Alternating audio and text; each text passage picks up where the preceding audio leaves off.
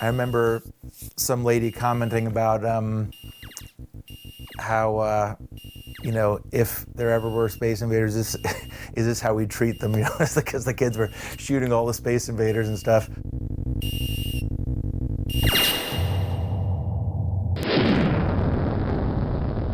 Hi, I'm Matt Davis. I'm from St. Louis, Missouri. I'm a full-time musician and a lifetime video game fanatic. The point of all this is to share with you my attempts at making an 80s arcade game 20 years later. I got an Atari when I was about 11 years old and played that for a couple of years. Like a lot of kids in the mid-80s, I tried to program the next Pac-Man or Space Invaders or something like that. I was programming everything in the basic computer language, which is very slow. I didn't really have very many resources to learn how to program the machine better. So after a couple of years, I got interested in music. That took up a lot of time, got interested in girls, and the Ataris and things sort of faded out. When I got nostalgic in my early 30s, I started recollecting all the old video games. When I got back the Atari computer, I got the bug again to program, specifically when I broke my arm and I was out of work for 4 to 6 weeks. I spent almost the whole time trying to program old arcade games again, and that got me back into it.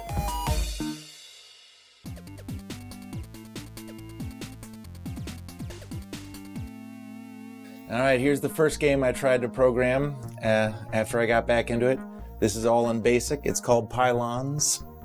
It was my attempt at doing a racing game, but it doesn't work out that well in BASIC. Your choices here are 10, 15, or 20 pylons. Believe me, you only want to play 10 pylons because it's not that much fun. So that's supposed to be a car, believe it or not. And these are supposed to be pylons.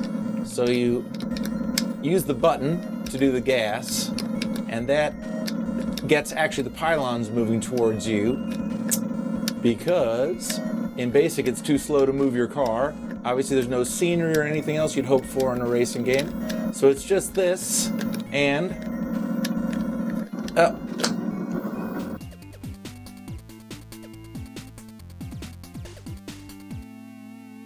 all right, my second game is, it's St. Louis. Under attack. It's you, that's you, blue dot, against the green dots. This is all in BASIC again, so it's going to be an incredibly simplistic attempt at something like Space Invaders, if it was programmed on a digital watch in the 80s maybe. So here we go. You're trying to line up with the green dots and shoot them with your blue dot, and every now and again they change position and keep coming down towards St. Louis. It's supposed to be St. Louis down there, believe it or not. The bleeps and bloops are exactly what my arcade games sounded like when I was programming the first time in the 80s. I'm about to die. Nope. Okay, still alive. So the only way to get things to move was to have them all move at once, which does not make for a very smooth gameplay experience, but you get the idea of trying to stop things from landing, which is what I was going for. Ah yes, I defended St. Louis. You did it. St. Louis is safe. That'll teach them. With lots more statistics than you'd ever want.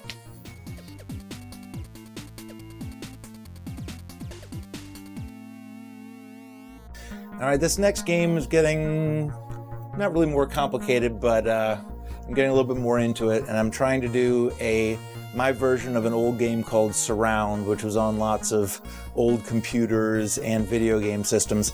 Basically, it's kind of like Snake on the cell phone, where you draw a long tail with your guy and you try and entrap the other person. See, there's two people, two dots. This is my first two-player game, so I'm gonna hand the cameraman a joystick, and we're going to try and play it. So other than making a two-player game and some other things, I was experimenting with something called page flipping, where you store different graphical scenes in the computer, and when you press the option screen you can change the play field. It's not redrawing it like some of the basic games were. So I was getting quicker developing quicker ways of getting graphics moving. And this is just to pick how you want to start the game. So you can have smiley face to move through. You can crash into those. They're obstacles. You can have random mess graphics. You can have the Atari logo. I think we'll go with the Atari logo.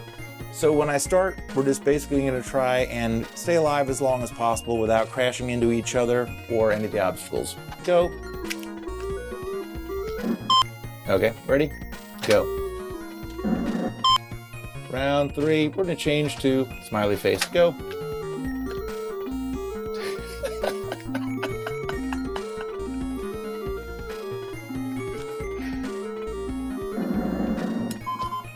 And that's all there is to surround.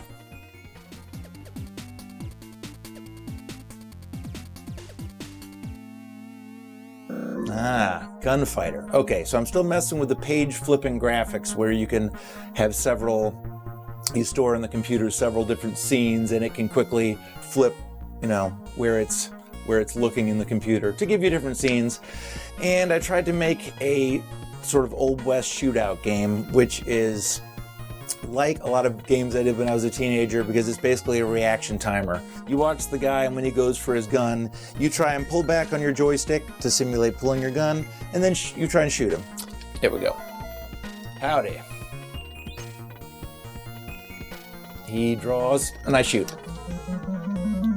There's page flipping. I got the tombstone and him going back and forth. If you had to draw, that would be super slow. Here's El Toro. And yep. So he got me, and that's supposed to be the room spinning around when you're falling to the ground or something dumb like that. Now if you shoot too early like this,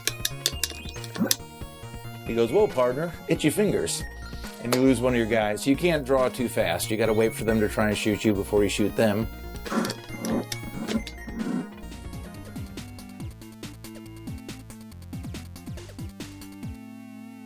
All right, here's my second attempt at a shooting game, Attack on Colony 79, starring the original alien, Roswell, galactic wasps, and pod swarmers. See, I was trying to do like and Mom, the mothership.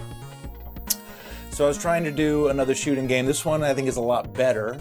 I used the paddle controller, which anybody that played Pong or any of those kind of games will recognize this. The reason I use the paddle is because it can read wherever it is on the controller, and that way I don't have to redraw the guy. It would read my controller, and so your little guy sort of jumps across the screen more.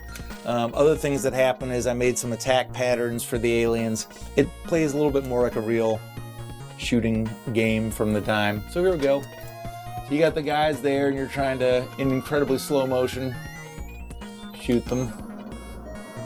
There is the mothership. Okay, hit the mothership. If you hit the mothership, then you get a big fat missile, which makes it a lot easier to hit the green guys. If they land, you get a big fat spaceship, which is not good. Now it's easier for you to be hit, so you don't want your spaceship to gain weight like this. All right, mothership, I need you badly. There we go. All right, next level. Now we got these guys, and they're starting to shoot more, get more aggressive. For the shooting, stop it. Oh. Still slower than, okay, now I'm back to fat ship again. Still slower than I'd like, but getting to be sort of like a game.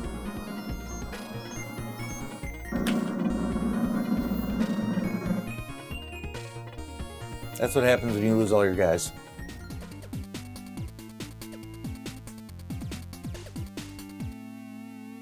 All right, the next game is Gold Crusader, and I should have mentioned with the last game, but as these go on, I'm starting to learn more and more machine language, which is basically a much faster programming language, and I'm learning some more tricks that make BASIC run a little bit faster.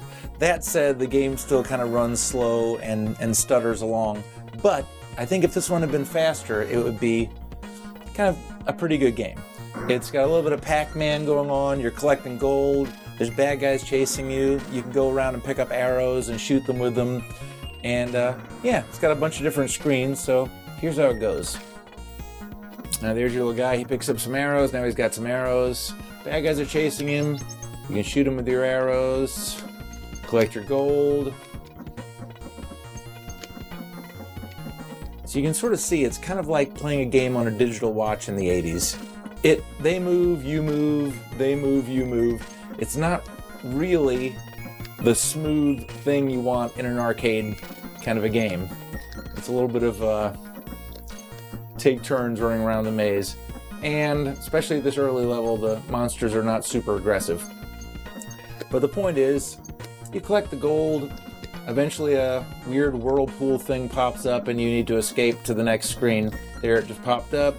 You have a certain amount of time to get in it. And that's the first screen. You get points for the gold you collected, you lose points for the gold you left behind, yada yada. The next is Death's Doorstep. And I want to point out that even silly things like a different font like this, I had to reprogram all the characters, unlike now where you just choose a different font. So, okay. Now there's only 2 guys, so it moves a little bit faster because it only has to juggle 2 people. And you can run along, and there's supposed to be the Grim Reaper there. Okay, he's coming back for me. Oh, you got your arrows, but now I'm in his little den. Okay, I'm escaping. Getting some stuff. In here you'll notice 2 Crusaders that didn't make it. Oh, and there I just died. Alright, back alive. Shooting the Grim Reaper. Oops, can't shoot diagonally. Lost another guy. I'm gonna hang out down here where there's not bad guys. Like a coward. And I think I just heard the thing pop up, but where is it? Oh no, those arrows. Collecting gold. Alright. Oop, I'm out of arrows, that's a problem. So here's arrows up here. Pick them up. Now I got arrows. I can shoot these guys. Back home for you. Get out of the way. Go, go, go. Alright, there's my little escape hatch. I got it. Lose points for the gold I didn't get, and you go on. One night with you. Very funny. Night, get it? K-N-I-G-H-T. And it's just you and one knight. Now he's really cruising because there's only 2 of us. So you can go a lot quicker, but luckily there's only 1 of him, so not too hard. Picking up gold, running away. Alright, oh. That might be my last guy. Okay, there we go. I was very proud of this thing, the Grim Reaper, one of the guys from the game changing over. It all seems very simple now, but on these old machines it took a lot of programming, so just little details like that I like to put in there. And that's Gold Crusader.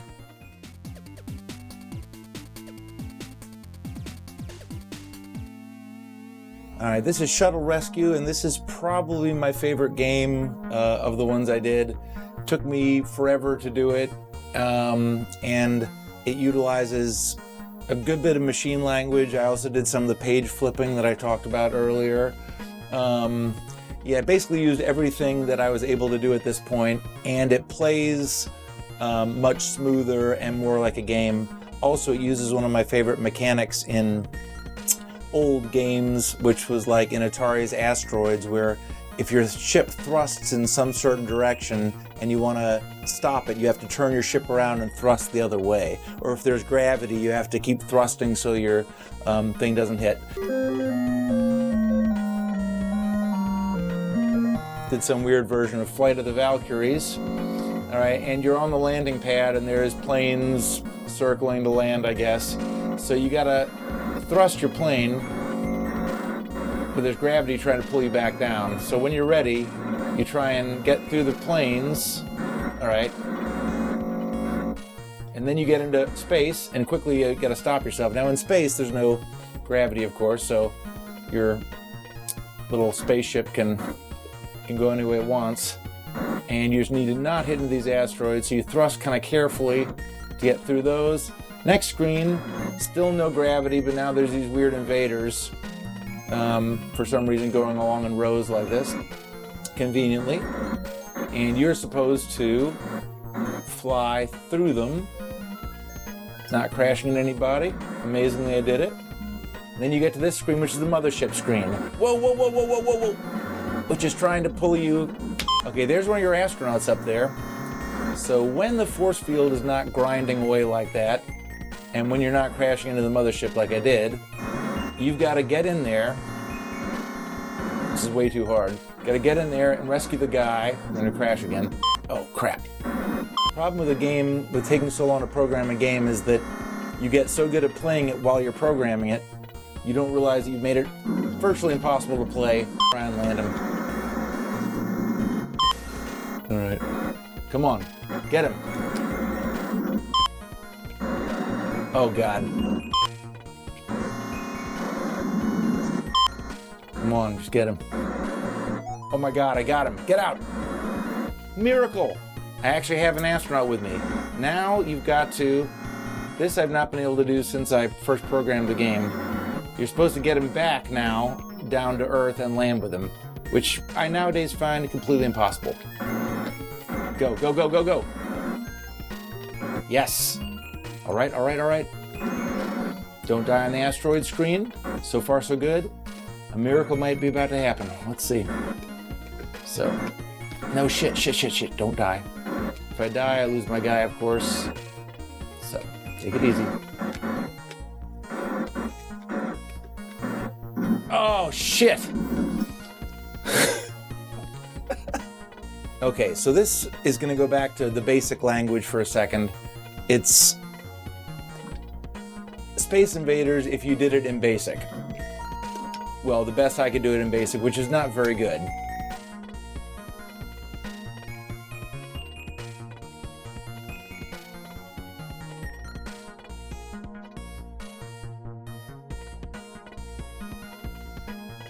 Notice if there's a missile in the air that your guy goes, the guy moves half as fast.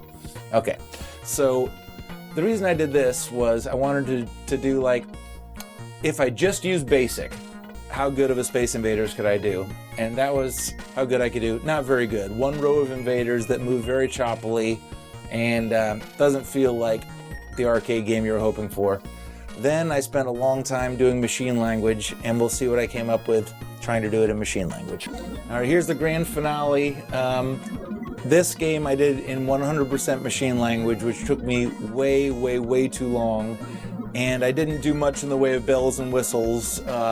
Just put how many kills you had, and I have how many invaders I have up there, and just basically tried to get the game running.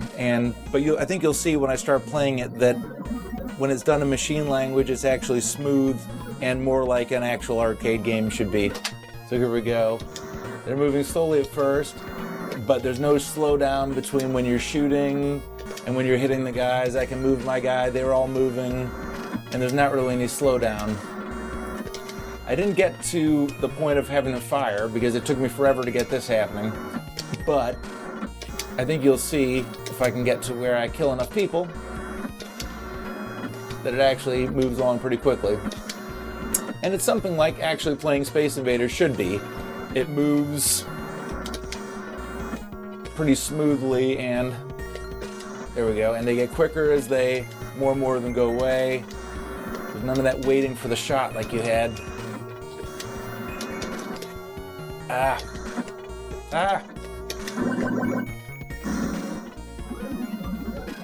And that's it. That's as far as I got. At this point in the game, so to speak, reality set in, and I realized that even though I was having a great time and I was getting somewhere close to having kind of Space Invaders running like an arcade game on my Atari 800, this was not an efficient use of my time. So I had to pack it in, and I stopped sometime 2005 or 2006. I stopped my second attempt at becoming an Atari game programmer.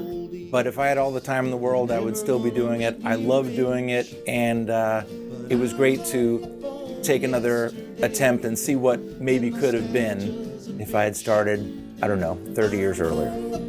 Yesterday, and nostalgia's a bitch. I'm hung upon yesterday, and nostalgia's a bitch.